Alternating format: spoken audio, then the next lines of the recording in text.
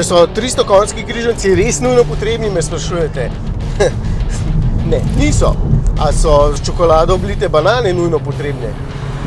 No, niso, a ne? Pa so vsem fajn in zato so fajn tudi takšni križanci.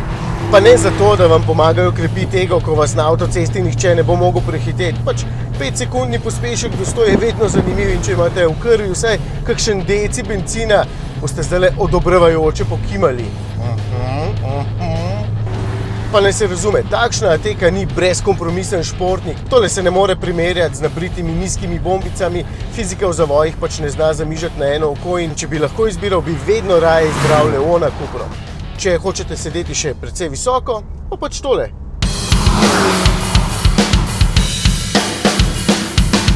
Da je takšna Ateka prvi model nove znamke Cupra, smo že povedali, zato je ta zgodba zaključena.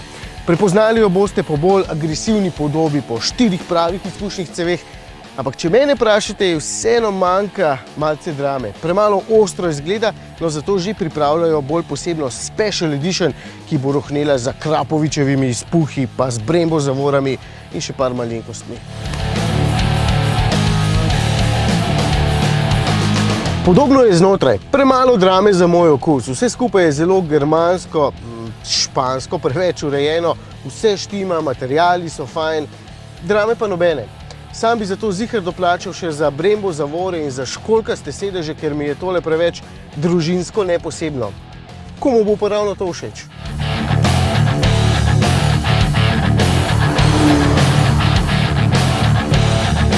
Glede vožnje je jasno, 300 konjev, to je 221 kW, ni malo, zato 2-litrski turbo bencinar zelo konkretno vleče.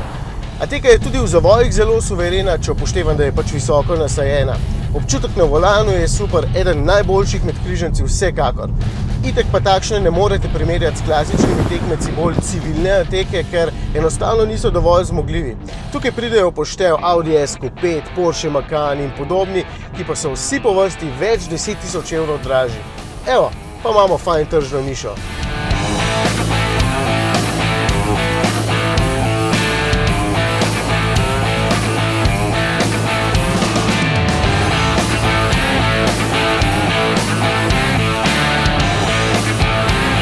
Nujno si izberite kakšno zanimivo barvo, da bo vsaj malo izstopala. Takšna bela je že okej. Na pokanje iz izpuhov pa kar malo pozabite. Da se nekega je, ampak veliko več drame pričakujem pri specialni ediciji. Cena in poraba vas zanimata.